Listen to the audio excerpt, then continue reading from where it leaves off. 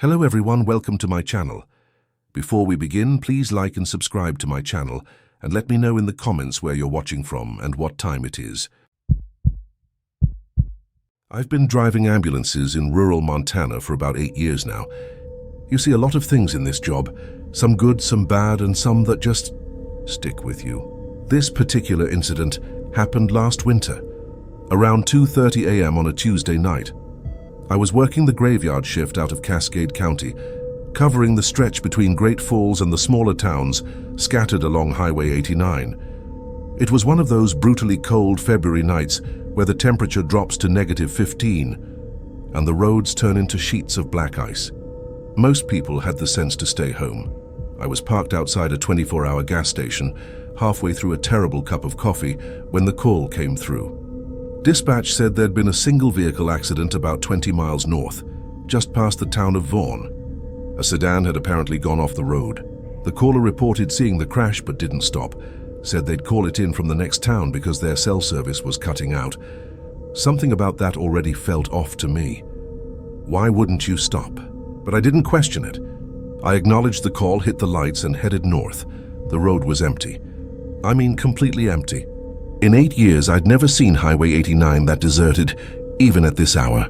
Usually, you'd at least see a trucker or two, but tonight it was just me, the darkness, and the snowbanks piled high on either side of the road. I reached the approximate location dispatch had given me, mile marker 47, just past Vaughan. I slowed down, scanning both sides of the highway with my spotlight. Nothing. No skid marks, no broken guardrail, no debris. I radioed back to dispatch. Unit 12 to dispatch, I'm at mile marker 47, not seeing any accident here. Can you confirm the location? Static. Then, dispatch to Unit 12, caller indicated mile marker 47 northbound side. Check the surrounding area. I pulled over and got out, my breath forming clouds in the freezing air. I walked along the shoulder, shining my flashlight down the embankment. That's when I saw it, about 100 yards off the road deep in the tree line. Headlights, 2 beams cutting through the darkness, pointing up at an angle. My heart rate picked up. I radioed my position and started making my way through the snow toward the lights. The snow was deep, coming up past my knees in some places. It took me almost 10 minutes to reach the vehicle. It was a dark blue sedan, a Ford Taurus, maybe 10 years old. The car was positioned at a weird angle, nose down in a ditch, headlights still on, engine still running. The driver's side door was open. Hello? So I called out. This is Cascade County EMS. Anyone here? Nothing. Just the sound of the engine idling and the wind moving through the trees. I approached carefully. The inside of the car was empty, but the driver's seat was adjusted like someone had been sitting there recently. The keys were in the ignition. The heat was on, blasting. On the passenger seat there was a cell phone, screen cracked but still lit up, and on the steering wheel and dashboard blood. Not a lot, but enough to be concerning. Fresh blood, still wet. Dispatch, Unit 12, I've got the vehicle. Single sedan engine running, driver's door open. There's blood inside, but no patient on scene. Requesting police backup for a search. Copy that, Unit 12, be advised, nearest unit is 20 minutes out. 20 minutes. I looked around at the dark forest surrounding me. The trees seemed to press in closer. Whoever had been in this car couldn't have gotten far. Not in this cold, and not if they were injured. I started calling out again, louder this time. Hello, if you can hear me, I'm with EMS. I'm here to help. That's when I heard it. A voice, distant, coming from deeper in the woods. It sounded like someone calling back, but I couldn't make out the words. I grabbed my medical bag from the ambulance and followed the voice. I know now how stupid that was, going alone into the woods at night, but in the moment all I could think was that someone needed help. The voice led me deeper into the trees. I'd walk 20 feet, stop, call out, and hear the response, always just far enough ahead that I couldn't quite reach it. My radio started to crackle with static. I tried calling dispatch, but got nothing but white noise. After about 5 minutes of this, I stopped. Something wasn't right, the voice. I realized I'd been hearing the same tone, the same cadence each time, like a recording, and I'd been walking in a direction that didn't make sense. If someone had crashed and was injured, why would they walk this far into the woods away from the road? I turned around to head back, and that's when I realized I couldn't see my footprints anymore. The snow was falling heavier now and the wind had covered my tracks. I pulled out my phone, no service.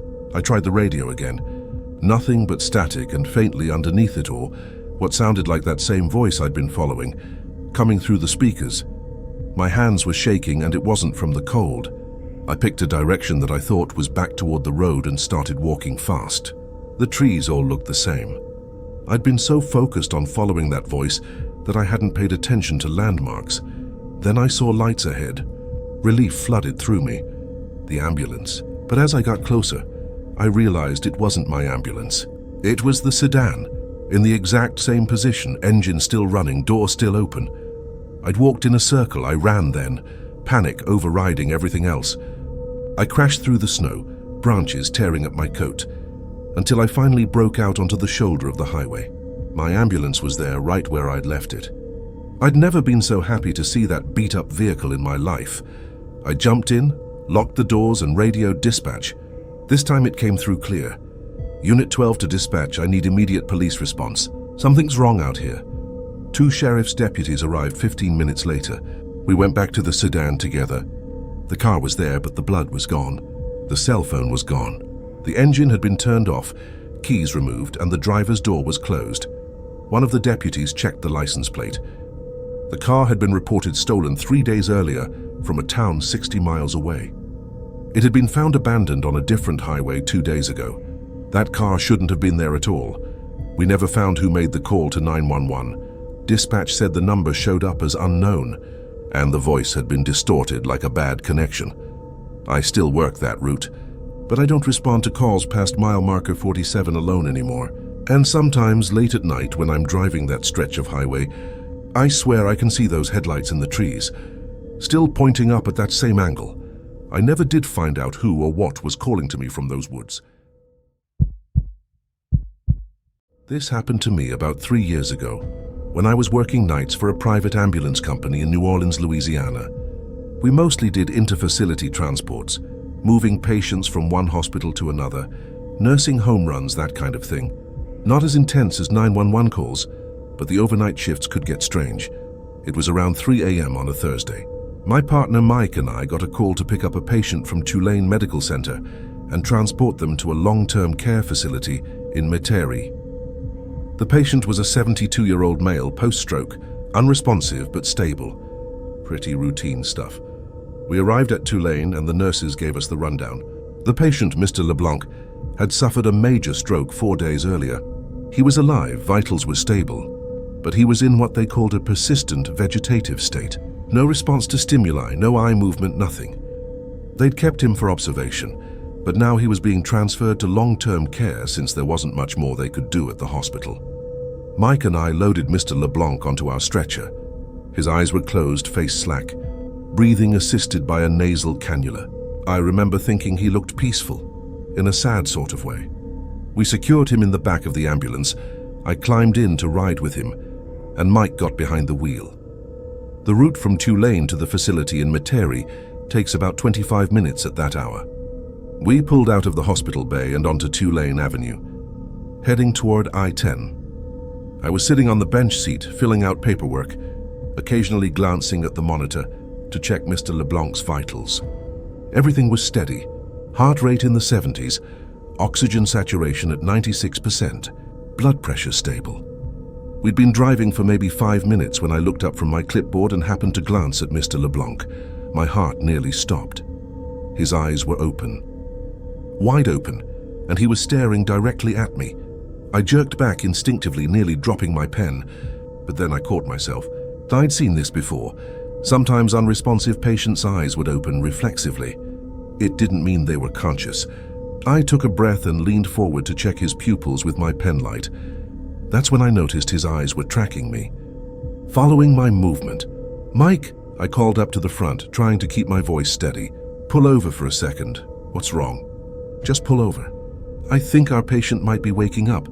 Mike found a spot on the shoulder and came around to the back. I explained what I'd seen. Mike opened the back doors and climbed in. We both looked at Mr. LeBlanc. His eyes were closed. "Are you sure, man?" Mike asked. "The chart says he's unresponsive." I know what I saw. His eyes were open and they were following me. Mike checked the patient over, pupils, vital signs, everything. No response. He tried saying Mr. LeBlanc's name, tried a sternal rub. Nothing. He's definitely out, Mike concluded. Maybe you saw a twitch or something. These overnight shifts can mess with your head. I wanted to argue, but maybe he was right. It had been a long shift. Yeah, okay. Let's keep moving. Mike went back to the driver's seat and we merged back onto the road. I positioned myself where I could keep a constant eye on Mr. LeBlanc. I wasn't going to be caught off guard again. 10 minutes passed. We were on I-10 now, sparse traffic. City lights sliding past. I was watching the patient, determined not to look away. Then he blinked. Slowly, deliberately. And his eyes opened again. This time I didn't react outwardly. I just watched. His eyes moved, scanning the interior of the ambulance, then settling on me. Not just looking in my direction, looking at me. Making eye contact. Mr. LeBlanc? I said quietly. Can you hear me? Blink once for yes. His eyes remained fixed on mine. No blink, no response. Just that unbroken stare. I reached for the radio to call Mike, keeping my eyes on the patient. Mike, he's doing it again. Eyes are open and I swear to God he's looking at me. Seriously. Should I pull over again? Before I could answer, Mr. LeBlanc's eyes closed. Snapped just like that, like someone had flipped a switch. Never mind, I said into the radio. Eyes are closed again. I heard Mike sigh up front. Dude, you're freaking me out back there. I didn't respond. I was staring at the patient, watching for any sign of movement. His chest rose and fell with steady breaths. The monitor beeped regularly. Everything appeared normal. I decided to try an experiment. I turned my head away, pretending to write on my clipboard, but I kept my eyes on the rearview mirror mounted on the wall of the ambulance. The mirror gave me a view of the patient from an angle. I counted to 10. Then in the mirror I saw it. His eyes opened, slowly, like he was being careful. They scanned the space, then locked onto my reflection in the mirror. I spun around. His eyes were closed. My mouth went dry. I turned back to my clipboard, watching the mirror. His eyes opened again, found me in the reflection. The instant I looked directly at him, they closed. This wasn't a reflex. This wasn't random. This was deliberate. Mike, I said, and my voice cracked a little. How far are we from the facility? About 8 minutes. Why? Just drive faster. Within reason. I could feel sweat running down my back despite the air conditioning. I kept my eyes on the patient, refusing to look away. If I watched him directly, his eyes stayed closed, but I could feel it. The weight of being observed when I wasn't looking, and I tried to rationalize it. Maybe this was some neurological phenomenon I didn't know about. Maybe stroke patients could have these weird reflexive responses. Maybe he wasn't actually conscious, and this was just some autonomic thing, but deep down I knew better. There was an intentionality to it. He was waiting for me to look away. We finally pulled into the long-term care facility. Mike came around and opened the back doors. Everything okay back there? I looked at Mr. LeBlanc, eyes closed, peaceful, exactly like he'd been when we'd picked him up. Yeah, I lied. Everything's fine. We wheeled him into the facility, transferred him to their staff, gave our report. The receiving nurse asked if there'd been any changes during transport. I looked at Mike, then back at her. No, I said. No changes. Unresponsive the entire time. As we were leaving, I glanced back one more time. Mr. LeBlanc was in his new room, positioned by the window, and just for a split second, I could have sworn I saw his eyes open, watching me leave. I asked around after that, called the facility a few days later to check on him. They said he'd remained in a vegetative state. No changes, no responses, no consciousness, but I know what I saw in that ambulance. I know he was aware. I know he was watching, and the thing that still keeps me up at night, I don't know what he wanted, or why he stopped every time I looked directly at him. I've transported dozens of unresponsive patients since then, and every single time I keep my eyes on them. I never look away, because I can't shake the feeling that the moment I do, I'll catch them staring back at me. I've been a paramedic with Denver Health Medical Center in Colorado for 12 years. I know this city like the back of my hand. Every street, every shortcut, every back alley, or at least I thought I did. This happened last October during an evening shift. My partner Sarah and I were responding to a call in the Capitol Hill neighborhood. A 68-year-old woman experiencing chest pains. We arrived at her apartment on Corona Street, assessed her, and determined she needed immediate transport to Denver Health's main campus downtown. It was about 8:45 p.m. when we loaded her into the ambulance. The patient, Mrs. Kowalski, was stable, but in significant discomfort. We had her on oxygen, IV established, cardiac monitoring in place. Sarah rode in the back with her while I took the wheel. The route should have been straightforward. From Corona Street, I'd take Colfax Avenue westbound straight into downtown, then north on Bannock Street to the hospital. 8 minutes tops, even with traffic. I'd driven it hundreds of times. I pulled out onto Colfax and headed west. The street was busy but moving. I had the lights and sirens going, and cars were pulling over as they should. Everything was normal. Then I hit a red light at the intersection of Colfax and York Street. While I waited for traffic to clear, I glanced at the GPS mounted on the dashboard, something I rarely did since I knew the route. The screen was flickering, showing our position jumping erratically around the map. Great, I muttered. GPS is acting up. The light changed and I continued west. But at the next intersection, where I should have seen the familiar landmarks, the Bluebird Theatre, the row of dispensaries, everything looked different. The buildings were there, but they seemed unfamiliar, arranged in a way that didn't match my memory. I shook my head. It had been a long shift. I was just tired. I kept driving, but something felt wrong. The streets seemed longer than they should be. I should have reached downtown by now, but I was still passing through what looked like residential areas. Sarah's voice came through on the radio. "Hey, how much longer?" "Mrs. Kowalski's pressure is starting to drop. I need to get her to the ER. 2 minutes, I said. We're almost there, but I wasn't sure that was true. I looked for street signs. When I finally spotted one, it read Colfax Avenue, the same street I'd been on, but the cross street was one I didn't recognize. Gilpin Street. I'd worked in Denver for 12 years and had never heard of Gilpin Street in this area. The GPS was useless now, just showing a blank screen with a spinning loading icon. "Sarah," I radioed back, trying to keep the concern out of my voice. "Do we have cell service back there?" My GPS crapped out, a pause. "No, actually. My phone's showing no signal." "Where are we?" "Still on Colfax. We should be there any minute, but I was lying. I had no idea where we were. I kept driving west, hoping I'd hit a landmark I recognized. The street stretched ahead, seemingly endless. The buildings on either side looked like they belonged in Denver, the right architectural style, the right types of businesses, but none of them were in the right place.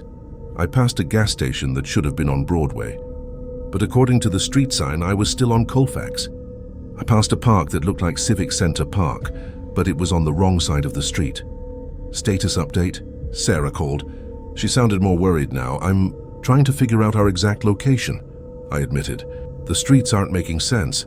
"What do you mean they're not making sense?" "Just follow Colfax to Bannock." "I am following Colfax. It's just not going where it should go." I heard her talking to Mrs. Kowalski, reassuring her. Then quieter. "Her pressure's down to 90/60. We need to get there soon." My hands tightened on the wheel. I made a decision. At the next major intersection, I'd turn around, backtrack, and find a different route. This was ridiculous. I was driving in circles somehow, but when I tried to make a U-turn, something stopped me. Not physically, there was no barrier, but something in my mind screamed at me not to turn around, that if I turned back, I'd never find my way at all. So I kept going forward. The fuel gauge caught my eye. We'd left the hospital with 3/4 of a tank. Now it was reading just under half. That didn't make sense. We'd only been driving for... I checked the clock on the dashboard. 23 minutes. 23 minutes. That was impossible. The trip should have taken 8 minutes maximum. "Sarah, what's the time on your watch?" 9:08. Why? How long have we been driving? I don't know. The street started to repeat. I'd see the same coffee shop I'd passed 10 minutes ago, then the same gas station, then the same park. But I was still moving forward, never turning around. It was like the city was looping back on itself. Mrs. Kowalski's voice came faintly from the back, weak and confused. "Where are we? This is taking too long." "We're almost there, Mrs. Kowalski," Sarah said, but I could hear the edge of panic in her voice now. "What the hell is going on?" she hissed into the radio. "I don't know," I said, and saying it out loud made it real in a way that terrified me. "I don't know where we are. The fuel gauge was at a quarter tank now. I tried everything. I turned onto side streets, tried different directions, looked for landmarks. Nothing worked. Every street led back to Colfax. Every turn took me past the same buildings in the same wrong order. The radio crackled. Unit 17, Denver Health Dispatch. What's your ETA? We're showing you still in transit. I grabbed the radio. Dispatch Unit 17, we're experiencing some navigation issues. Requesting guidance. Can you track our GPS location? Static then. Unit 17, we're not getting a clear read on your location. Your GPS shows you stationary at the original pickup address. Are you still on scene? Negative, dispatch. We left scene 25 minutes ago. We're en route, but the radio died. Complete silence. In the back, Sarah was on her cell phone trying to call dispatch directly. Nothing. Still no service. Her pressure's down to 85/55 now. We need to get her to a hospital now. I was about to respond when I saw it. Denver Health Medical Center, right there on the left side of the road. The familiar brick building. The emergency bay, the same building I'd left from at the start of my shift. Relief flooded through me. I pulled into the emergency bay, tires squealing slightly. Sarah had the back doors open before I'd even come to a complete stop. We rushed Mrs. Kowalski inside on the stretcher. The ER staff took over immediately. As they wheeled her into a treatment room, one of the nurses I knew, Rachel, grabbed my arm. You guys okay? You look like you've seen a ghost. We got lost, I said. The GPS went out and we couldn't find the hospital. Rachel frowned. Lost from Capitol Hill? That's like a straight shot. I know. It was the weirdest thing. We just kept driving and couldn't find it. She looked at me like I was crazy, then shrugged. Well, you're here now. Patient's going to be fine, by the way. You got her here in time. After we'd given our report and cleaned up the ambulance, Sarah and I sat in the bay trying to make sense of what had happened. How much fuel did we use? She asked. I checked. The tank was at 3/4 full. The same level it had been when we'd started. The GPS was working perfectly now, showing our location accurately. The trip log on our computer showed we'd been en route for 9 minutes. 9 minutes. Not 25. 9. We pulled up the GPS history to see where we'd driven. According to the log, we'd taken the exact route I'd intended. Straight down Colfax, north on Bannock, directly to the hospital. No loops, no wrong turns, no unexplained detours, but I knew what I'd experienced. Sarah knew it too. We'd been lost for 25 minutes, driving through a version of Denver that didn't quite match reality. Unable to find a hospital we'd been to thousands of times, I still work for Denver Health. I still drive that same route regularly. And it's always fine. 8 minutes. Straight shot, no problems. But sometimes, late in the evening, when I'm driving down Colfax with lights and sirens, I'll see a street sign for a cross street I don't recognize. Or I'll pass a building that seems just slightly out of place, and I'll grip the steering wheel a little tighter, keep my eyes straight ahead, and pray that this time, the hospital will be where it's supposed to be, because somewhere in Denver, there's another version of Colfax Avenue that goes on forever, and I'm terrified that one day I'll turn onto it and never find my way back.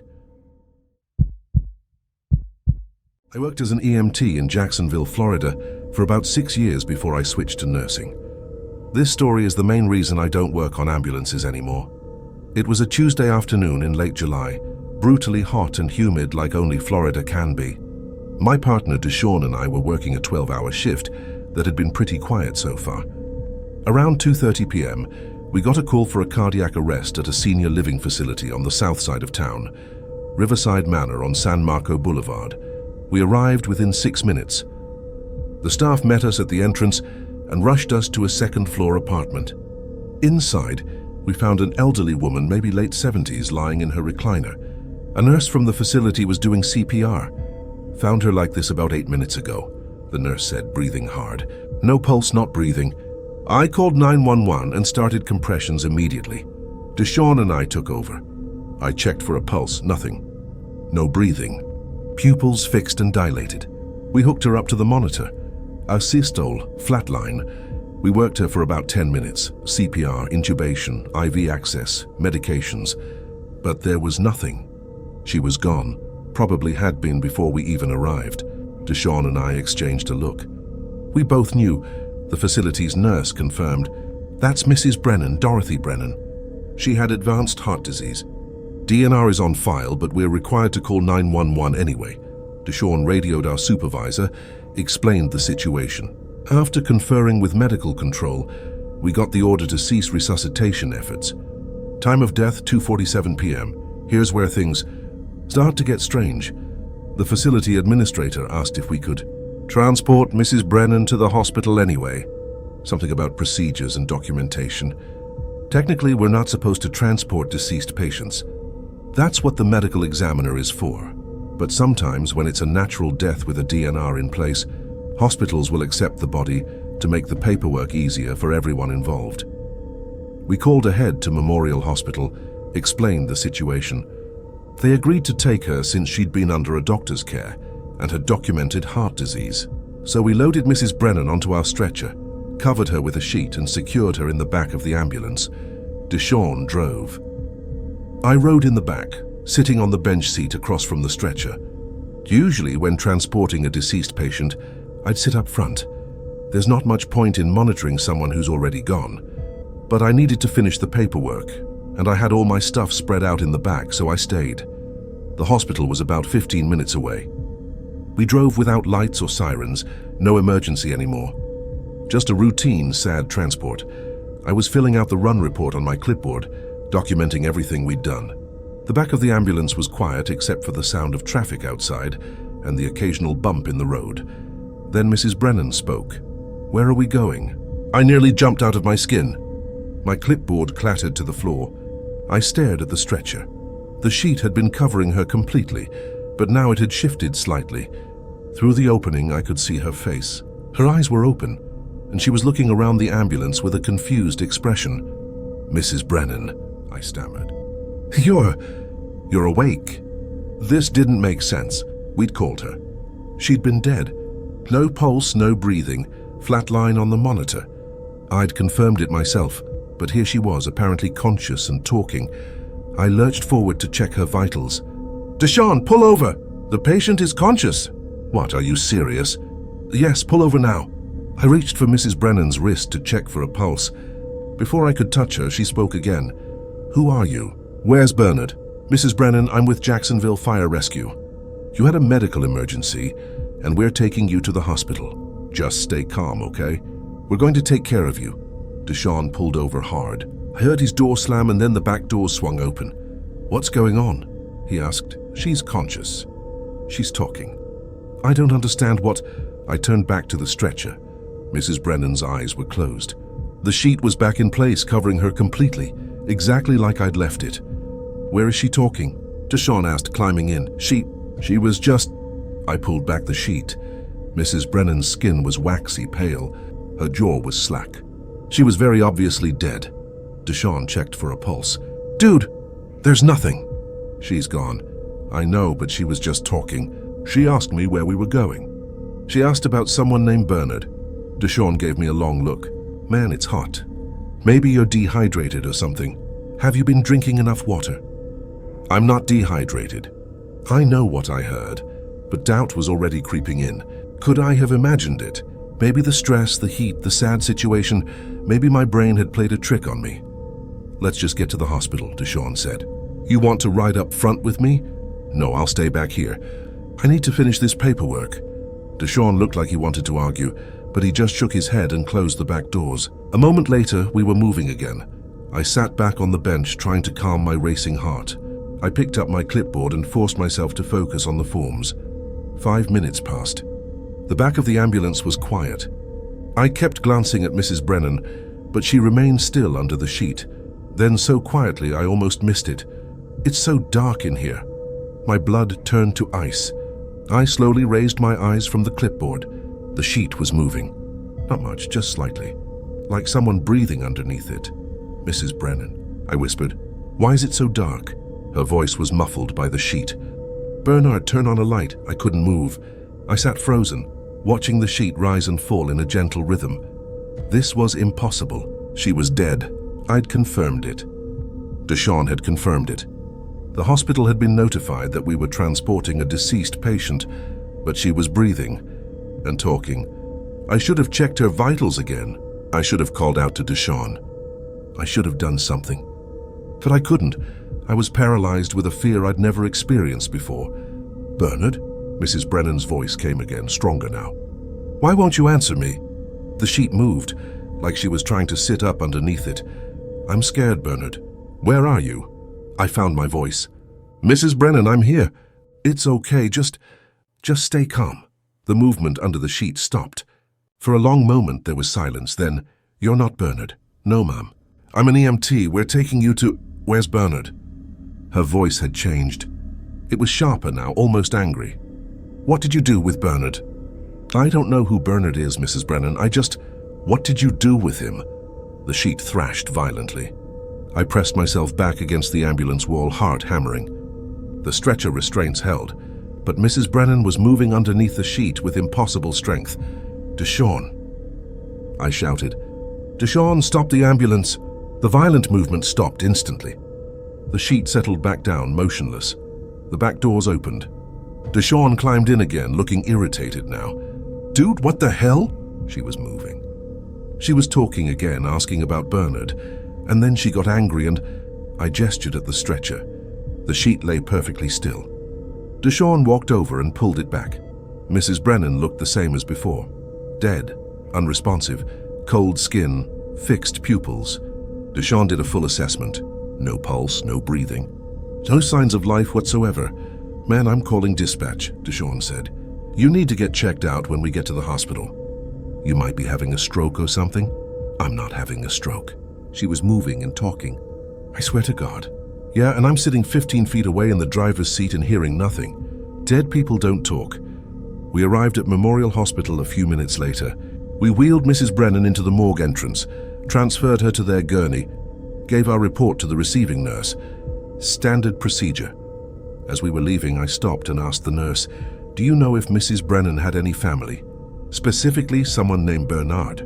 The nurse checked the computer. According to the records from the facility, she was a widow. Her husband died 15 years ago. His name was Bernard Brennan. My stomach dropped. The nurse continued. "Says here she had moderate dementia. Spent most days asking the staff where Bernard was when he was coming home. Sad case." In the ambulance on the way back to station, I sat in the front with Deshawn. Neither of us spoke much.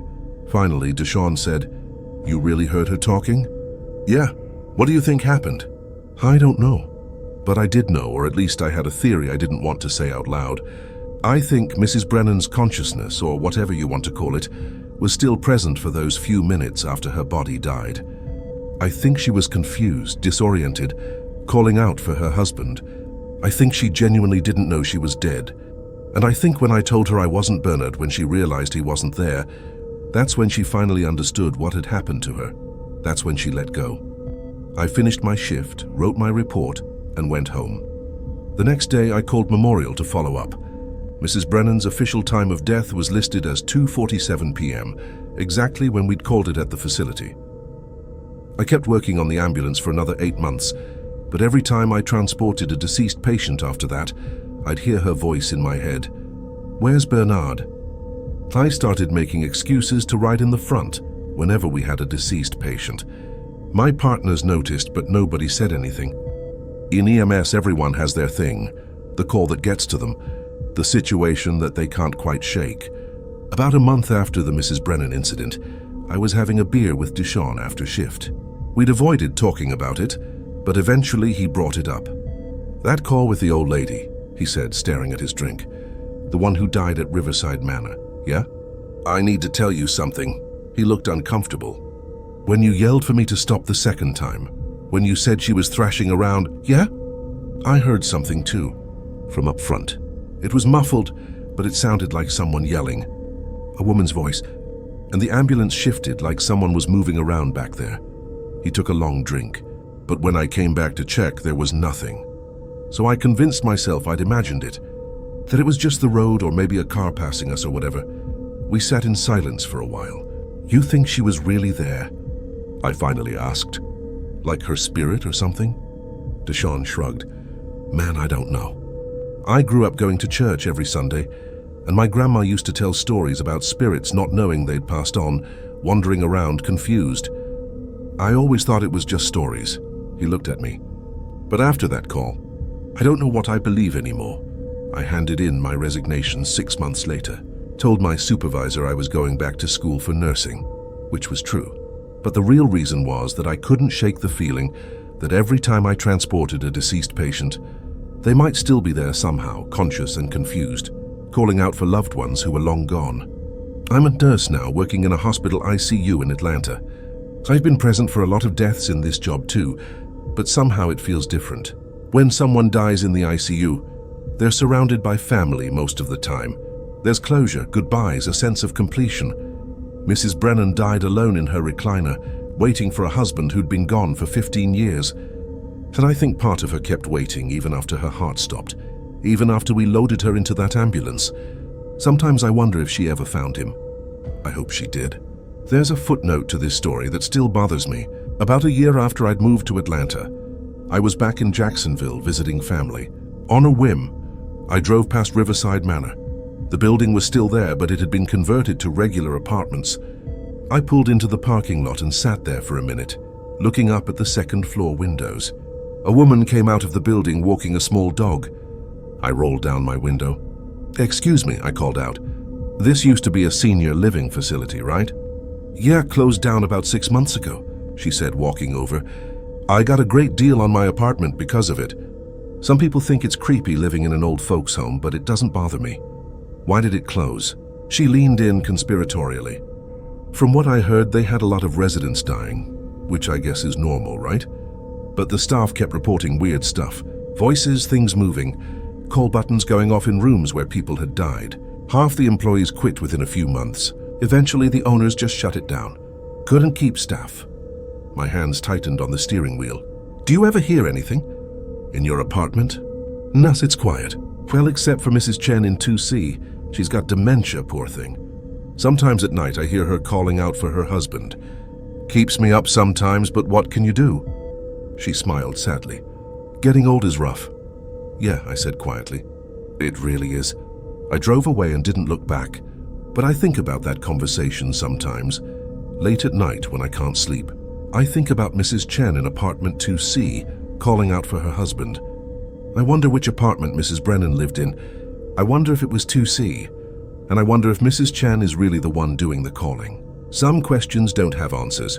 Some experiences can't be explained. All I know for certain is what I heard in the back of that ambulance on a hot July afternoon. A dead woman calling out for her husband, her voice getting more desperate as she realized he wasn't coming. I've never told this story to anyone except to Sean, and now I'm telling you. Most people wouldn't believe it anyway. Dead people don't talk. Dead people don't move. Dead people don't ask questions. But Mrs. Dorothy Brennan did all three. And sometimes when I'm walking through the quiet halls of my ICU late at night, I'll hear a voice that sounds like hers, faint and confused, asking, "Where's Bernard? Why is it so dark? Bernard, where are you?" And I keep walking faster than I need to, because I learned that day in Jacksonville that some questions are better left unanswered and some voices are better left unheard. The dead should stay silent. When they don't, it means something has gone terribly wrong. I drove ambulances for Rural Metro in Phoenix, Arizona for 9 years. The desert at night is a different world. Empty highways stretching for miles, darkness so complete that your headlights feel like the only light left in the universe. You get used to the isolation, or at least you think you do. This happened on a Saturday night in March, around 11 p.m. I was working a shift that covered the rural areas northwest of Phoenix, areas where the city sprawl gives way to desert, and the nearest hospital can be 30 or 40 miles away. I was driving back to station after dropping off a patient at Banner Boswell Medical Center. My partner, Lisa, had called in sick, so I was running solo that night. Not ideal, but it happens. The route back took me north on Grand Avenue, then west on State Route 74 through the empty desert toward Lake Pleasant. Traffic was light, a few cars here and there, but mostly I had the road to myself. The night was clear. Temperature had dropped to the low 60s. Perfect Arizona spring weather. I was about 15 miles out from the station, driving through a particularly isolated stretch, where there's nothing but creosote bushes and darkness on both sides of the highway. That's when I saw him, a man standing on the right shoulder of the road facing away from traffic. He was wearing what looked like a light-colored shirt and dark pants. Just standing there motionless. My first thought was that his car had broken down. I slowed down, put on my flashers, and pulled over about 20 feet past him. I grabbed my flashlight and got out. "Hey!" I called out. "You need help?" No response. He didn't turn around, didn't acknowledge me at all. I walked toward him, flashlight beam sweeping the area. There was no car, no motorcycle, no bicycle, nothing. Just this guy standing on the shoulder in the middle of nowhere, sir. I called again, closer now. "Are you okay?" I was about 10 feet away when he turned to face me. I can't explain what I saw. His face was wrong. Not deformed or injured, but wrong in a way I couldn't define. Like a photograph that's been slightly out of focus. I couldn't make out specific features. Couldn't tell you if he was young or old, what race he was, anything. Just a blurred impression of a face and his eyes. They were dark, but not like normal dark eyes. They were dark like holes, like looking into a tunnel with no end. Every instinct I had screamed at me to get back in the ambulance and drive away. But I'm trained to help people, and something was clearly wrong with this guy. Maybe he was in shock or having a stroke or on drugs. "Sir, I'm with Rural Metro EMS. Are you injured? Do you need medical attention?" He opened his mouth. No sound came out, but I could see his lips moving like he was trying to speak. I took a step closer, and that's when I felt it. A wave of cold that had nothing to do with the temperature. The kind of cold that comes from inside, that settles into your bones and makes your teeth chatter. The man's mouth kept moving. Still no sound. But his expression was becoming more desperate, more urgent. He raised his arm and pointed past me. Toward the ambulance, I turned to look. The rear doors of my ambulance were open. I absolutely knew, that I had closed and locked them before getting out. I always did. It was automatic. Muscle memory from 9 years of doing this job.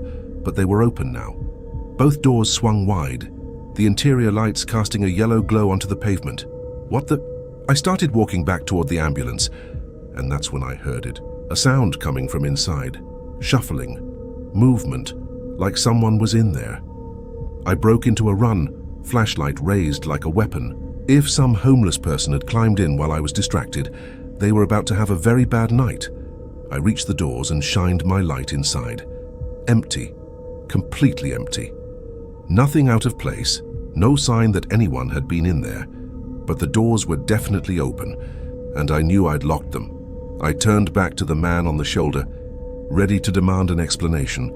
He was gone. I swept my flashlight across the desert. Nothing, no one. The shoulder was empty in both directions as far as I could see. There was nowhere he could have gone that quickly. No car had passed, no places to hide. He'd simply vanished. My heart was pounding now. I did a quick walk around the ambulance, checking everything. Doors, compartments, tires. Nothing seemed tampered with. The rear doors showed no signs of forced entry. The locks were still engaged. Somehow the doors had opened from the inside. I climbed into the back and did a thorough check. All the equipment was accounted for. Nothing was missing or moved. But on the floor near the rear doors, there was something that made my blood run cold. Wet footprints, 2 of them. Small puddles of water shaped like shoe prints, leading from the front of the ambulance compartment to the rear doors. It hadn't rained in Phoenix for 3 weeks. The ambulance interior had been completely dry. I backed out of the ambulance quickly and slammed the doors shut. This time I checked them 3 times, pulling on the handles to make absolutely sure they were locked. I got back in the driver's seat, locked those doors too, and sat there for a moment, trying to calm down. My hands were shaking. That's when I noticed the smell. Water, wet earth, algae, the unmistakable smell of a lake or river. It was coming from inside the ambulance, from the patient compartment behind me. I looked in the rearview mirror that gave me a view into the back. Someone was sitting on the bench seat. I could only see a dark shape, just barely visible in the dim light from the dashboard. But there was definitely someone there, sitting perfectly still, facing forward. "Hey," I shouted, my voice cracking. "Who the hell are you? How did you get in there?" No response. The figure didn't move. I grabbed my radio. My hand was shaking so badly I almost dropped it. "Dispatch Unit 34. I need police backup at my location immediately. I have an unauthorized person in my vehicle. Static." "Then, Unit 34, what's your location?" I looked at the GPS. It was showing my position, but the screen was glitching, jumping between coordinates. I'm westbound on Route 74, approximately mile marker 22. Copy that, Unit 34. Nearest unit is about 20 minutes away. Can you safely exit the vehicle? Could I? I looked at the door locks. They were down. All I had to do was unlock and get out. But something told me that if I left the ambulance, I'd never see it again. And whatever was in the back would still be there. Negative, dispatch. I'm staying with the vehicle. I made a decision. I started the engine, put the ambulance in drive, and floored it. If there was someone in the back, they'd be thrown around. Maybe that would give me an advantage. The ambulance lurched forward. I accelerated to 70-80 miles per hour on the empty highway. In the rearview mirror, I watched the figure in the back. It didn't move. Despite the acceleration, despite the bumps in the road, it stayed perfectly upright on the bench seat facing forward, completely still. The smell of water was getting stronger. I could hear dripping now, like a faucet that won't quite close all the way. Drip, drip, drip. Unit 34. Police are en route to your location. What's the status of the unauthorized person? They're still in the back. They're not moving. I don't know how they got in. The figure leaned forward. In the mirror, I watched as it slowly, deliberately leaned toward the partition that separated the driver's compartment from the patient area. There was a small sliding window in the partition, currently closed.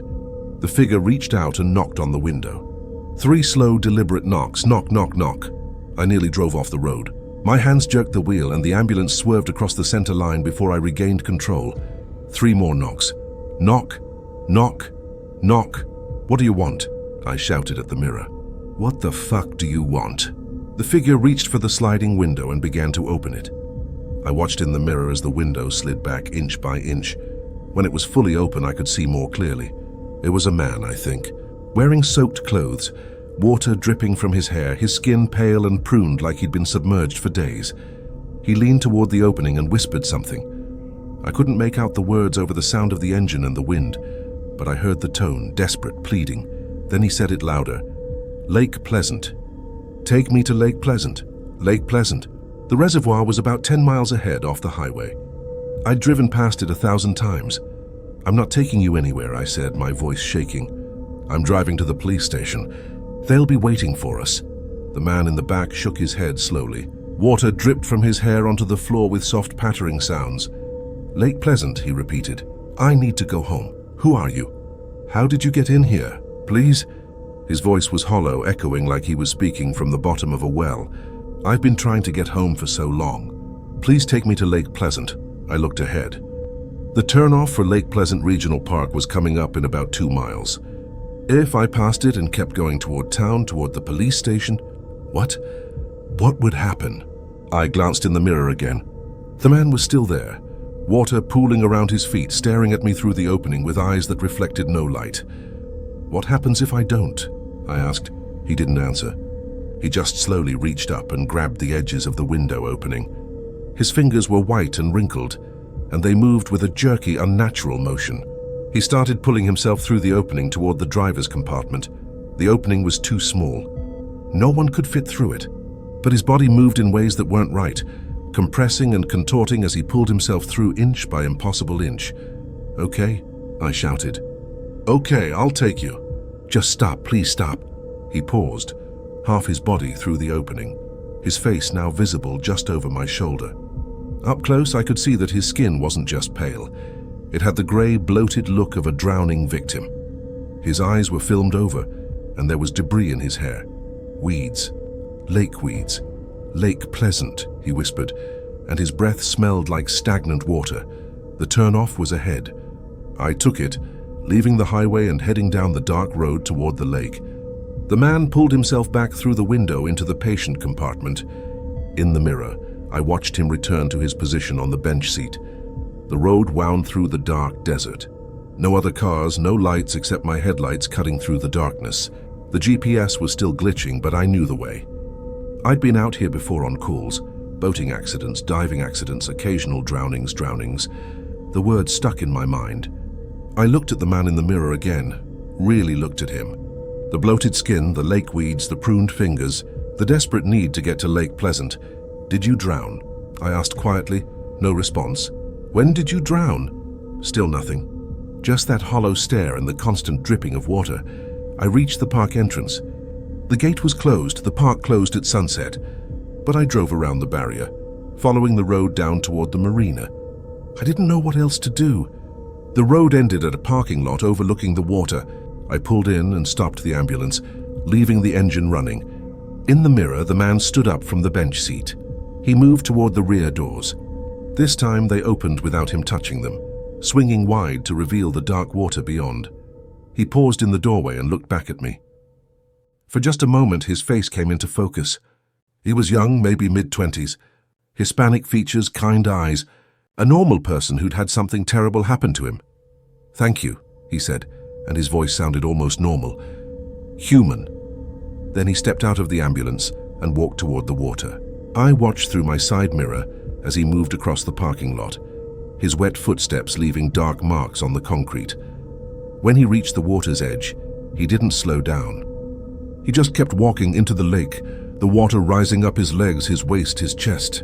He didn't swim or struggle. He just walked until the water closed over his head and he was gone. I sat there for a long time, engine idling, staring at the spot where he'd disappeared. The smell of lake water was fading. The interior light showed that the patient compartment was dry. No water, no footprints, no sign anyone had been there. The police found me there 20 minutes later. They'd tracked my GPS to Lake Pleasant instead of the highway. I tried to explain what had happened, but it sounded crazy even to me. They searched the ambulance, nothing. They checked the security of the locks. All functioning normally. They asked if I'd been drinking or if I'd taken anything. No, eventually one of the older officers, a guy named Martinez, pulled me aside. "Lake Pleasant," he said quietly. "You know how many people have drowned in that lake over the years?" "No, dozens. Maybe more. And every few months, someone reports seeing a hitchhiker on Route 74 heading toward the lake. Young guy soaking wet trying to get a ride." He looked at me seriously. "The ones who pick him up and take him to the lake, they're fine. The ones who don't," he shrugged. "Let's just say there have been a lot of single-vehicle accidents on that stretch of highway. Cars going off the road for no apparent reason, usually end up in the desert, sometimes on fire. Why doesn't anyone talk about it? Who'd believe it? It's easier to blame driver fatigue, drunk driving, animals on the road." He patted my shoulder. "You did the right thing, taking him where he wanted to go. Some spirits just want to go home. I didn't work the night shift anymore after that. I requested a transfer to day shifts only, willing to take the pay cut. My supervisor didn't ask why, but I think he knew. Guys who'd been around a while, they knew. I eventually left Phoenix altogether, moved to Colorado, got a job with a different service. But I still think about that night sometimes. I think about the man who climbed into my ambulance, dripping lake water, desperate to go home. And I wonder how long he'd been standing on that highway, waiting for someone to finally take him there. How many people had driven past him, ignoring him, or worse, seeing him and driving away in fear? Sometimes the dead need help too. They need someone to listen, someone to help them find their way home. I learned that night on Route 74. I just wish I'd learned it without being absolutely terrified. The human brain wants to explain things rationally. Equipment malfunction, hallucination, stress-induced episode. But I know what I saw. I know what I smelled. I know who I drove to Lake Pleasant that night. And I know that somewhere at the bottom of that lake, there's a young man who drowned years ago, maybe decades ago, who finally got to go home. I hope he found peace there. I hope he's resting now. But sometimes, late at night when I can't sleep, I wonder, what if he's still there, still walking into that water over and over again, caught in some endless loop? What if going home wasn't the end after all? What if it was just the beginning of something worse? I don't go near Lake Pleasant anymore. I don't drive Route 74 if I can help it. And if I ever see someone standing on a dark highway, soaking wet in the middle of the desert, I keep driving.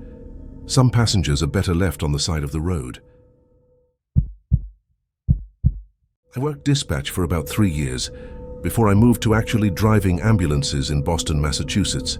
People think driving is the tough part, but let me tell you, sitting in that dispatch center, listening to dozens of emergencies at once, knowing you're the voice that has to stay calm while someone's world is falling apart, that's its own kind of hell. This story is from my last month working dispatch, February 2019. Boston in February is cold, dark, and miserable. People get seasonal depression. The roads are treacherous with ice and the hospitals are overflowing with flu cases. Our dispatch center was understaffed and over-caffeinated. I was working the overnight shift, midnight to 8 a.m. on a Wednesday night that had been relatively quiet. A few drunken disorderlies from the college campuses, one cardiac arrest in Roxbury that we got to in time, and a handful of diabetic emergencies. Normal stuff. Around 3:15 a.m. a call came in on line 3. I pulled up the screen and put on my headset. "Boston EMS, what's the address of your emergency?" Static for a moment. Then a male voice, calm and clear. "I need an ambulance at 2847 Washington Street, Roxbury. Apartment 4B. I typed the address into the system. "What's the nature of your emergency, sir?" "It's for me. I need someone to come get me." The voice was strange, too calm for someone having a medical emergency. "But you get all kinds of calls at 3 a.m. Sir, can you tell me what's wrong? Are you injured? Are you experiencing chest pain, difficulty breathing?" "I just need someone to come to 2847 Washington Street, apartment 4B. Please send an ambulance." "Sir, I need to know the nature of your emergency before I can dispatch a unit." "Are you hurt?" A pause. "Then, yes, I'm hurt. Please send someone." "What kind of injury, sir? Can you describe what happened?" "Just send them." 2847 Washington Street, apartment 4B. The line went dead. I stared at the screen. The call had lasted 42 seconds. The number showed up as unknown, which sometimes happened with cell phones or VoIP systems. Protocol said I needed more information before dispatching, but something about the call bothered me. The guy's voice had been so calm, almost resigned, like he'd already accepted something terrible. I made a decision. I flagged the call as priority 2, urgent but not immediately life-threatening, and dispatched Unit 19, which was clearing from a call nearby in Jamaica Plain. "Unit 19, respond to 2847 Washington Street, Roxbury, apartment 4B. Caller reports injury. Nature unknown. Caller disconnected before details could be obtained." "Copy that, dispatch." "Unit 19 en route." That should have been the end of it. Units respond to vague calls all the time. Sometimes it's nothing, sometimes it's bad. You dispatch, they handle it, everyone moves on. But 10 minutes later, another call came in. Line 7. I answered. "Boston EMS, what's the address of your emergency?" "I need an ambulance at 2847 Washington Street, Roxbury." "Apartment 4B." It was the same voice. The exact same voice with the exact same intonation. Like a recording. "Sir, we already have a unit en route to that location. They should be there in approximately 3 minutes.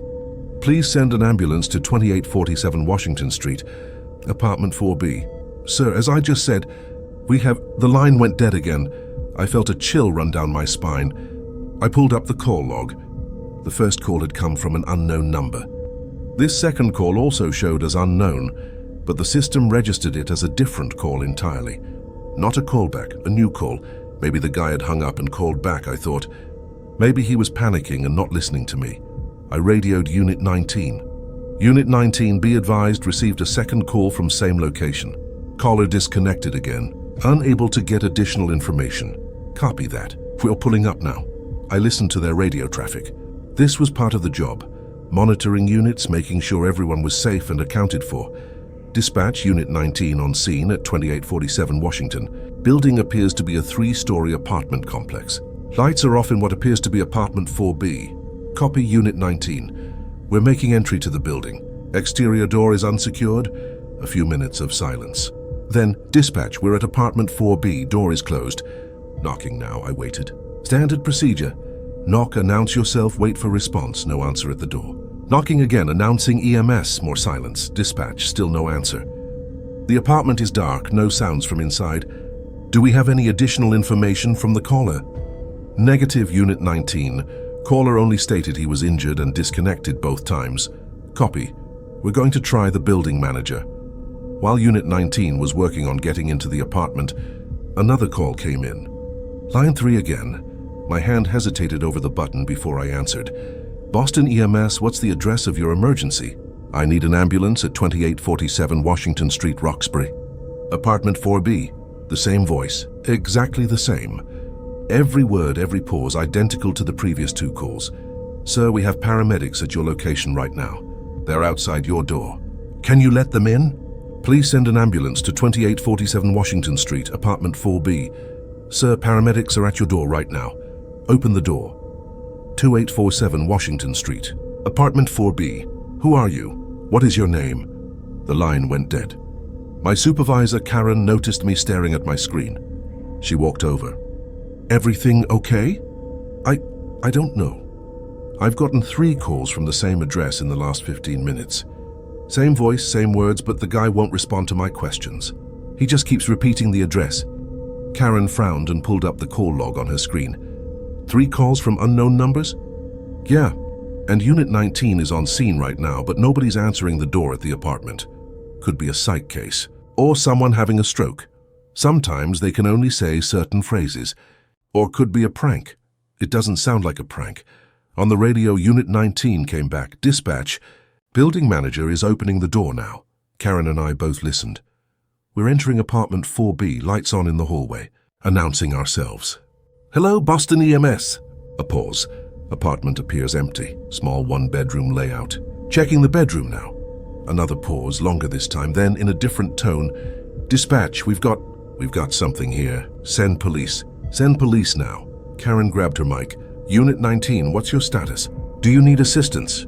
The paramedic's voice came back, tight and professional, but clearly shaken. Dispatch, we have 1 male victim, apparent suicide. Victim is deceased. Requesting police response and medical examiner. My stomach dropped. Copy, Unit 19, police have been notified. Are you and your partner safe? Yes, we're safe. We're exiting the apartment and securing the scene. Karen looked at me. Time to call it in to the police. Are you okay? I nodded, but I wasn't okay. Because while Karen was on the phone with Boston PD, another call came in. Line 7. I stared at it, watching it blink. 1 ring, 2 rings, I answered. Boston EMS, what's the address of your emergency? I need an ambulance at 2847 Washington Street, Roxbury. Apartment 4B. The same voice, but now I knew. Now I understood what I was hearing. You're already dead, I whispered. Silence on the line. For the first time, the caller didn't immediately repeat his script. Then quietly, almost inaudibly, I know. Please send someone anyway. The line went dead. I sat there, headset on, staring at my screen. Karen came back and saw my expression. Another call? Yeah, same place. Yeah, she shook her head. Probably someone who heard the sirens and is calling to report the same thing. You know how it goes. 1 emergency, we get 5 calls about it. But that wasn't it, and I knew it. Over the next hour, I received 7 more calls, all from unknown numbers, all the same voice, all requesting an ambulance to 2847 Washington Street, apartment 4B. Each time I answered. Each time I heard that calm, resigned voice, asking for help that would never arrive in time. When the police released more information, we got the details. The victim was a 34-year-old male named Marcus Thompson. He'd called 911 at approximately 3:15 a.m. to report that he'd taken an overdose of pills and needed an ambulance. By the time Unit 19 arrived, he'd been dead for at least 20 minutes. But the first call came in at 3:15. We dispatched immediately. Unit 19 arrived by 3:28. He should have still been alive when they got there. The medical examiner later estimated time of death at between 2:45 and 3:00 a.m. 15 minutes before the first call came in. I tried to make sense of it. Maybe the clocks were wrong. Maybe he'd called earlier and the system logged it wrong. Maybe a dozen different explanations, but none of them explained the calls that kept coming. After that first night, I received calls from that address 3 more times over the next 2 weeks. Always overnight shifts. Always the same voice. Always asking for an ambulance to 2847 Washington Street, apartment 4B. No one else heard them. Only me. Other dispatchers would be sitting right next to me, and a call would come in on my screen, but not theirs. I'd answer, hear Marcus Thompson's voice asking for help, and when the call ended, there'd be no record of it in the system. I started recording my shifts, against policy, but I needed proof I wasn't losing my mind. And there on the recordings you could hear it, the ringing of the incoming call, my voice answering, and then silence. Just me apparently talking to no one, asking questions to dead air. But I could hear him every time. I need an ambulance at 2847 Washington Street, Roxbury, apartment 4B. The worst call came on my last night of work. I'd already put in my notice. I was transferring to actually driving ambulances, getting out of dispatch. I couldn't take it anymore. It was 3:17 a.m., almost exactly a month after Marcus Thompson had died. A call came in. I knew what it would be before I answered. Boston EMS, what's the address of your emergency? I need an ambulance at 2847 Washington Street, Roxbury. Apartment 4B. Marcus, I said quietly. Is that your name? Marcus Thompson. Silence. Then yes, Marcus, you're dead. An ambulance can't help you. I know, his voice was so sad, but I keep calling anyway. I don't know what else to do. Why do you keep calling? Because in those few minutes between when I called and when I died, I wasn't alone. I knew someone was listening. Someone heard me. Even if they couldn't get to me in time, someone knew. And that made it less frightening. Tears were running down my face. I'm sorry we didn't get to you in time. You couldn't have. I didn't call early enough. I waited too long. I thought I could handle it alone, and when I finally realized I couldn't, he trailed off. Will you keep answering? When I call? I'm not going to be working dispatch anymore. This is my last shift. A long pause. Oh, but Marcus, I heard you. I heard you every time you called. You weren't alone. Thank you, he whispered. The line went dead. I never received another call from 2847 Washington Street, but I heard from other dispatchers that they sometimes got calls from that address. Always overnight, always the same request, always from an unknown number that left no record in the system. The apartment was rented out to new tenants 6 months later. They reported no problems, but sometimes other dispatchers tell me at exactly 3:15 a.m. their phone will ring from an unknown number. And when they answer, they'll hear a male voice, calm and clear, asking for an ambulance to an address in Roxbury. An address where someone died alone, hoping help would arrive in time. I drive ambulances now, like I said. Been doing it for about 2 years, and I'll tell you something. I drive faster than I probably should. I take corners a little too sharp. I push the speed limit on emergency calls. Because I know what it's like to be on the other end of that call. I know what it's like to be the person waiting, hoping, praying that help will arrive in time, even if it's just so you're not alone when the end comes. Marcus Thompson taught me that. I never met him. Never saw his face, but I heard his voice more times than I can count, always asking for the same thing, not to be saved. By the time he was calling, it was already too late for that. Just asking for someone to come, someone to try. The other dispatchers think it's an echo or a glitch in the system, some kind of residual recording that plays back under certain conditions. They've had technicians look at it, but no one can find any malfunction. Karen, my old supervisor, has a different theory. She told me about it over coffee a few months after I'd left dispatch. I think some emergencies are so desperate, so full of need, that they don't just disappear when they're over, she said. They leave an impression, like a groove worn into stone from water dripping on it for years. The emergency becomes part of the infrastructure somehow. You believe in ghosts now? I asked her. She shrugged. I believe in desperation, and I believe that sometimes that desperation is so strong it doesn't know how to stop, even after the person is gone. I think about that a lot, about the hundreds of thousands of 911 calls made every year. All that fear, all that pain, all that desperate hope for help. Where does it go? Does it just evaporate when the call ends? Or does some of it linger, caught in the wires and servers and radio waves? There's a new dispatcher working my old shift now. Young kid, fresh out of training. I ran into him at one of the hospitals a few weeks ago. You used to work dispatch, right? He asked me. At the central station? Yeah, for 3 years. Why? He looked uncomfortable. This is going to sound crazy, but do you ever get weird calls? Like repeat calls from the same number, but when you try to get information, the person just keeps saying the same thing over and over. My blood ran cold. What address? 2847 Washington Street, Roxbury. Apartment 4B. It's happened like 5 times over the last month, always during overnight shifts. Always around 3:15 a.m., same voice, same words. But when units respond, there's nothing there. Apartment's been empty for months. What do you do? I asked. When you get the calls? I answer, I stay on the line. I tell him that help is coming, even though I know it's not real. He looked at me seriously. Because what if it is? What if somewhere, somehow, that person is still waiting? What if they still need to hear that someone's coming? I put my hand on his shoulder. You're going to be a good dispatcher, kid. He gave me a weak smile. I requested a transfer to day shift. They said I can move next month. Yeah, I said. That's probably for the best. Because here's the thing they don't tell you about emergency services. Some emergencies never really end.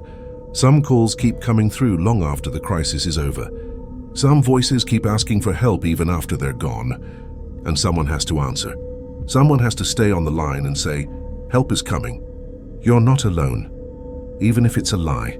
Especially if it's a lie. Because in those desperate moments, when everything is falling apart and the darkness is closing in, sometimes a lie is the only kindness we can offer. The lie that says you matter. Someone heard you. Someone is trying to reach you. Help is coming. I still have the recordings from my last month at dispatch.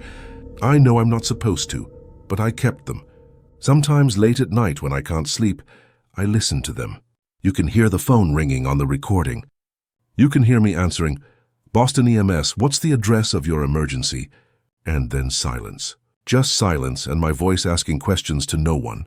But I remember what I heard in that silence.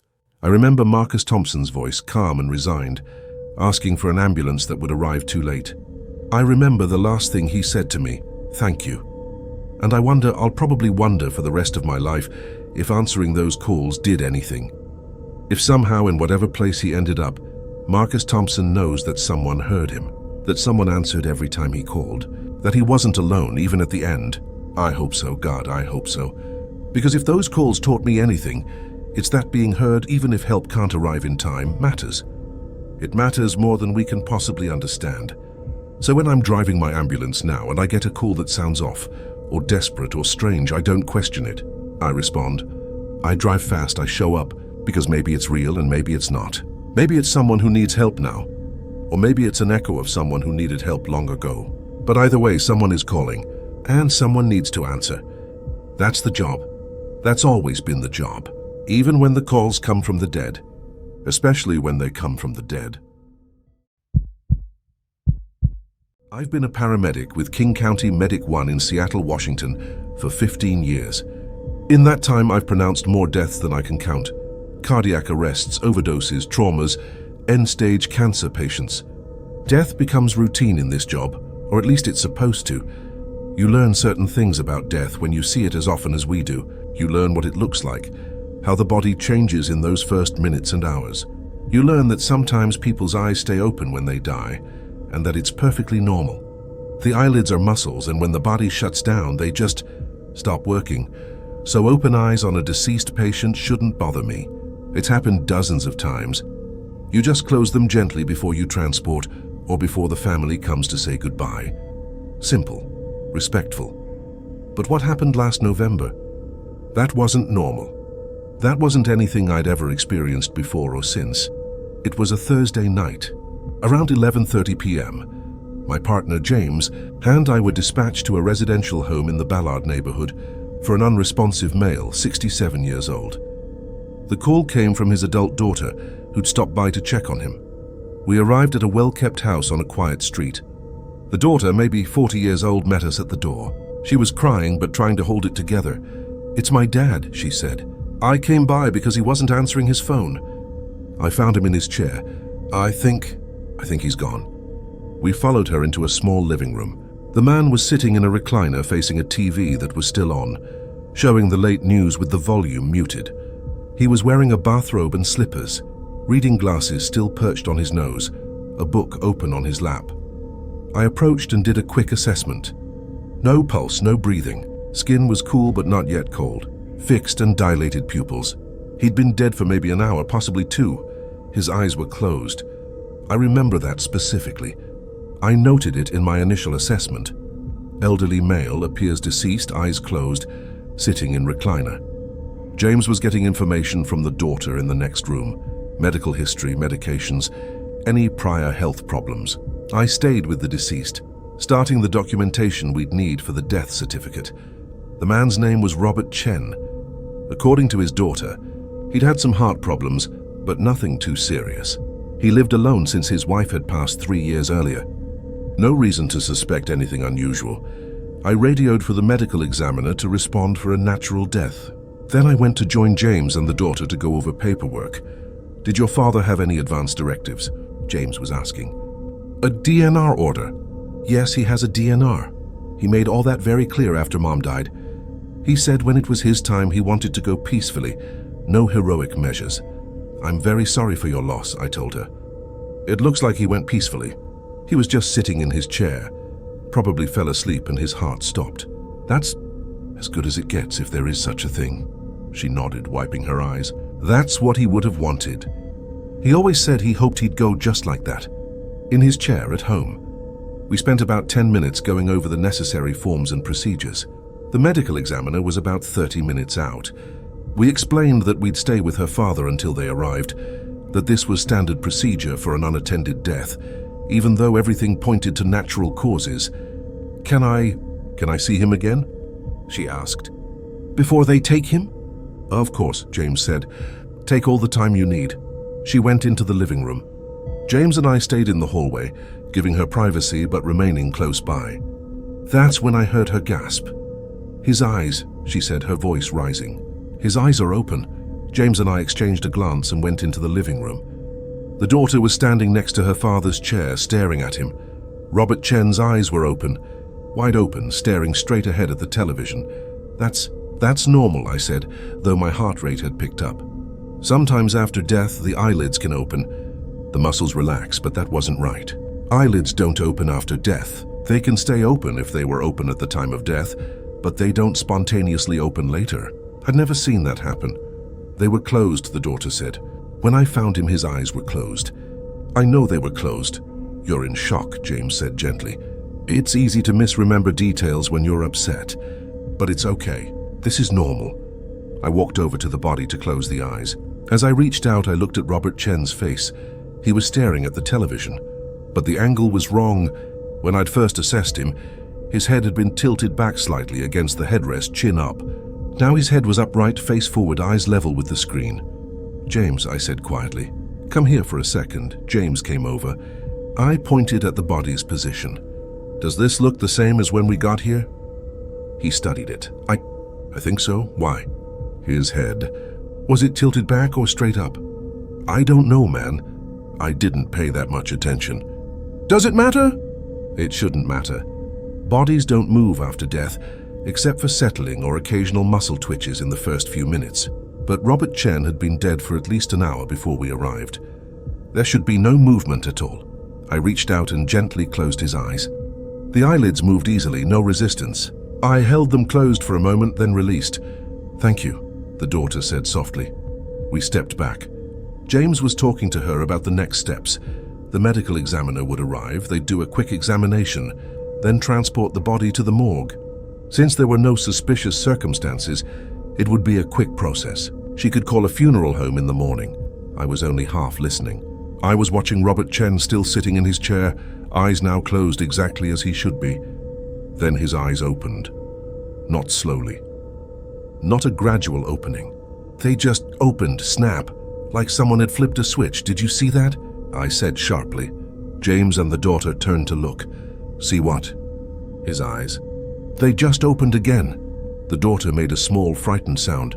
James looked at the body, then at me. They're closed, man, I stared. He was right. Robert Chen's eyes were closed. They were open. I saw them open. You didn't see it? No. Are you okay? You look pale. I wasn't okay. My hands were shaking. I'd seen what I'd seen, those eyes opening suddenly and unnaturally. I'm fine, just I'll wait outside for the ME. Getting some air. I went out to the front porch and sat on the steps. James could handle the rest. I just needed a minute to collect myself. Lack of sleep, probably. I'd been working too many shifts lately. After a few minutes, James came out. Hey, you sure you're all right? Yeah, sorry, that was weird. The daughter wants to sit with him for a few more minutes. I told her that was fine. Kimmy is still 20 minutes out. He sat down next to me. You really saw his eyes open? I thought I did, but I must have been seeing things. You've been pulling a lot of overtime. Maybe you need a few days off. Maybe. We sat in silence for a moment. Then we heard the daughter scream. We ran inside. She was standing in the corner of the living room, pressed against the wall, staring at her father's body. with an expression of absolute terror. "He's looking at me," she whispered. "He's looking right at me." Robert Chen's eyes were open again. And she was right, he was looking at her. His head had turned slightly toward where she was standing, and his eyes were fixed on her. "Mr. Chen," I said loudly, approaching the body. "Can you hear me?" No response. I checked for a pulse again, nothing. I put my hand in front of his mouth, no breath. I shined a light in his eyes. The pupils were fixed and dilated, no response to light. He was dead, completely unquestionably dead, but his eyes were open and they were tracking his daughter. "We need to leave," the daughter said. "We need to get out of this house right now." "Ma'am, please calm down," James said. "There's a medical explanation for this. Sometimes gases build up in the body and cause movement.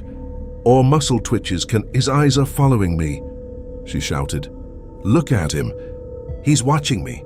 I positioned myself between her and the body. "James, call for a supervisor and see if the ME can expedite." James nodded and went outside to make the calls. I stayed with the daughter, keeping her calm, but I kept glancing at Robert Chen. His eyes were still open. But now he was looking at me. I know how that sounds. I know what it implies. But I'm telling you what I saw. When I moved, his eyes moved. They followed me across the room. "Mr. Chen," I said again, my voice shaking now, "if you can hear me, if you're in there somehow, blink." The eyes stared at me, unblinking, unmoving except to track my position. "Okay," I said to the daughter. "Let's wait outside. This is unusual. Let's just wait for the medical examiner." We went out to the porch. James was on the radio with our supervisor, explaining the situation. The daughter was crying, asking what was wrong with her father, why this was happening. I didn't have any answers. The medical examiner, Dr. Sandra Liu, arrived about 15 minutes later. She was a woman in her 50s, who I'd worked with dozens of times. No nonsense, scientific, practical. We explained the situation. She listened without interrupting, her expression neutral. "So you're saying the deceased's eyes keep opening and appear to be moving?" she asked. "I know how it sounds," I said. "Actually, it doesn't sound that unusual. Post-mortem muscle spasms, gas buildup, settling of the body.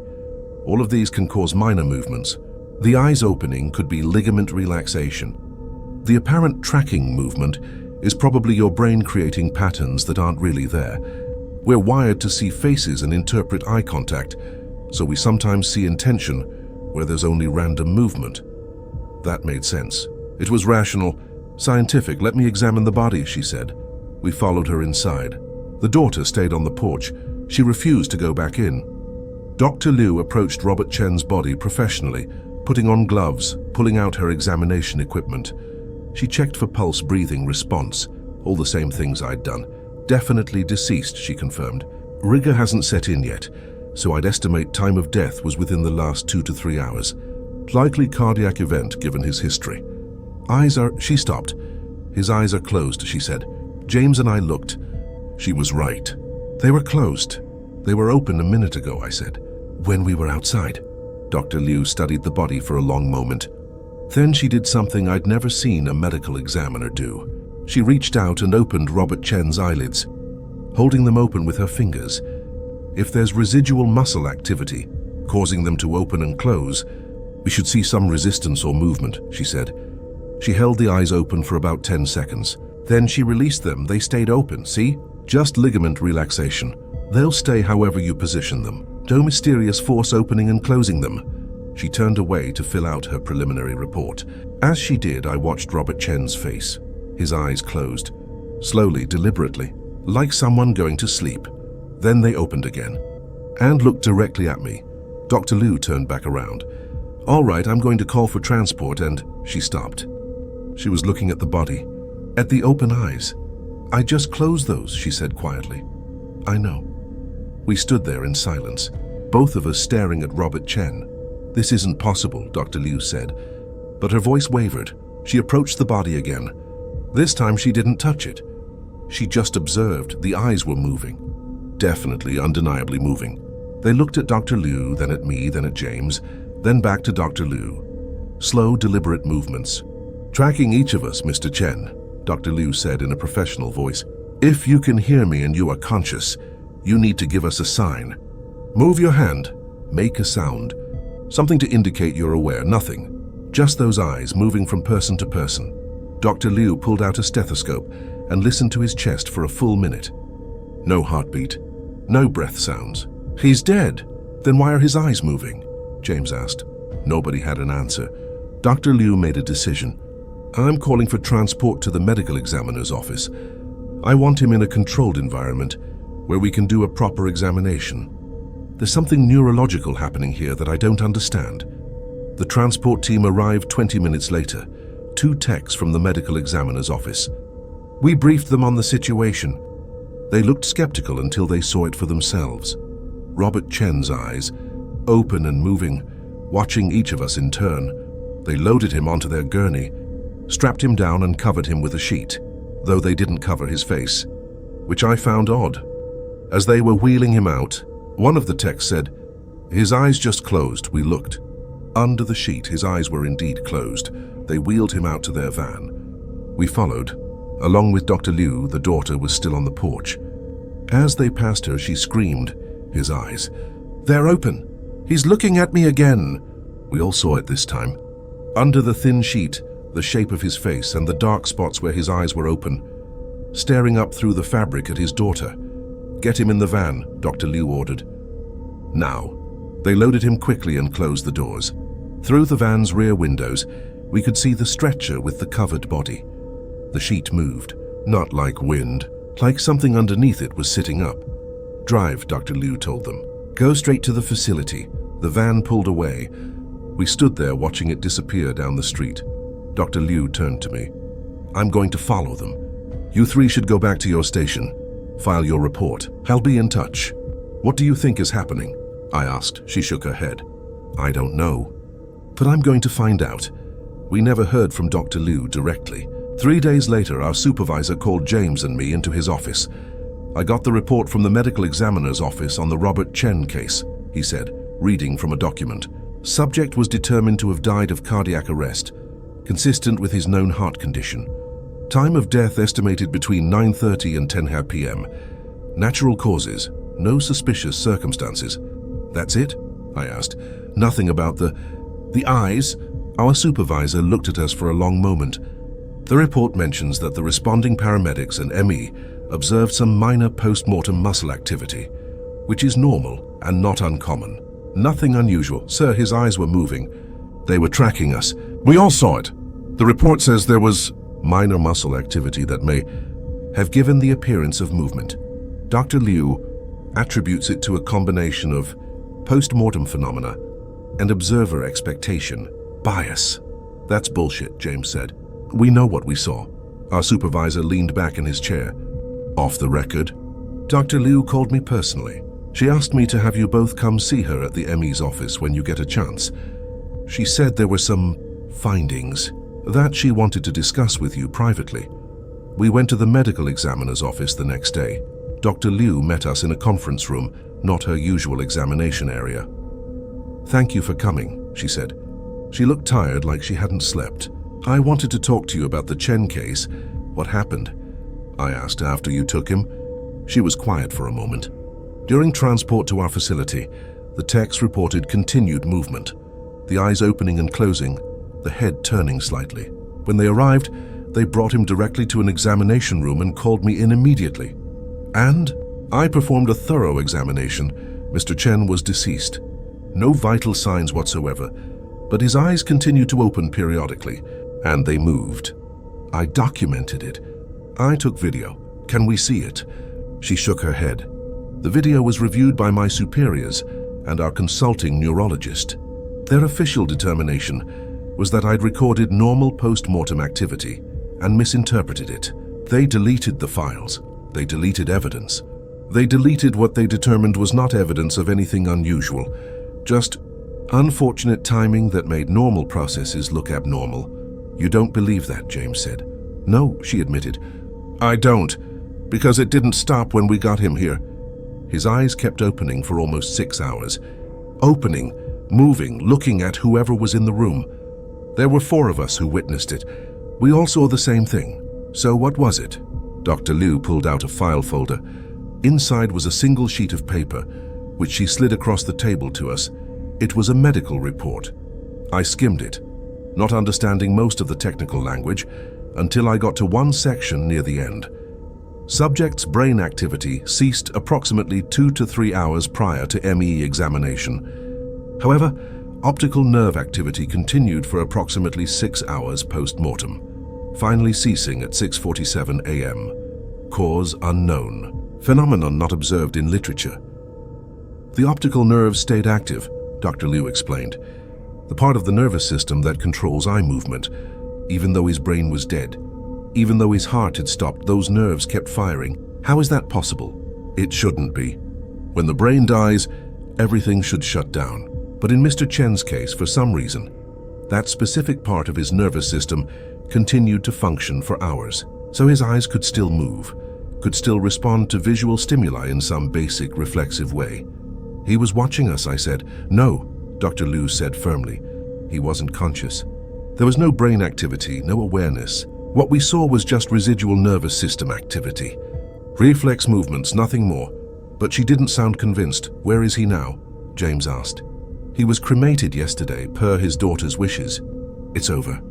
We sat in silence for a moment. This is going to be in my official report, Dr. Liu said. But my superiors have made it very clear that they consider it a medical curiosity, nothing more.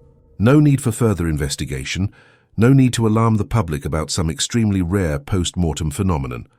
A cover-up, James said.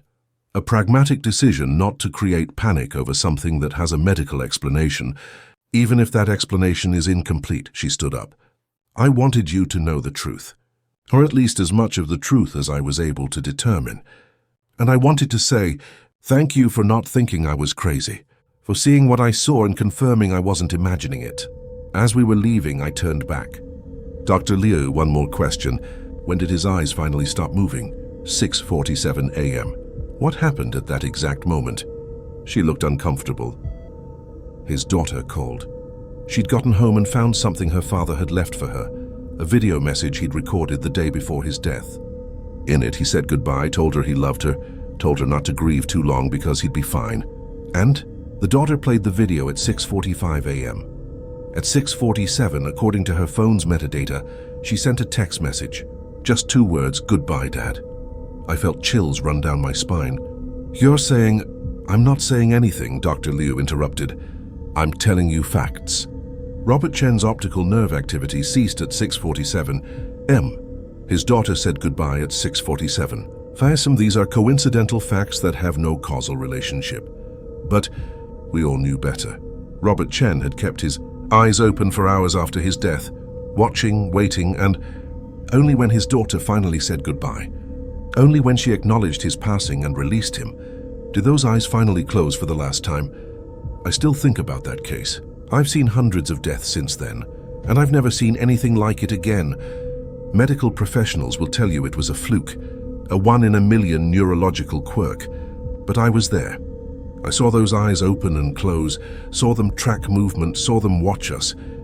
And I can't shake the feeling that Robert Chen was somehow still there, some last shred of consciousness clinging to life through the only part of his body that still worked, waiting to see his daughter one last time, waiting to know that she was okay, waiting for permission to let go, that dead should have their eyes closed. That's how it's supposed to be, peaceful, at rest, seeing nothing. But sometimes, for reasons we don't fully understand, they keep watching. And the question that haunts me, the question I can't answer, is this. What are they seeing? Are they looking at us or through us? Are they seeing this world or the next one? Are they watching us with the last functioning parts of their dead body? Or is something else looking out through those eyes? I don't know, but I'll tell you this, I always make sure to close the eyes of my deceased patients now. I check them twice, 3 times. I make absolutely certain they're closed before I ever look away, because I never want to turn back and find them staring at me again. Some things, once you've seen them, you can never unsee. And Robert Chen's eyes, watching us from a dead face, tracking our movement with impossible precision, that's something I'll see every time I close my own eyes for the rest of my life. The dead should stay dead. But sometimes, for a little while, they don't. And when they don't, all you can do is wait. Wait for them to finish whatever final business keeps them tethered to this world. Wait for them to say goodbye. Wait for their eyes to finally, mercifully close.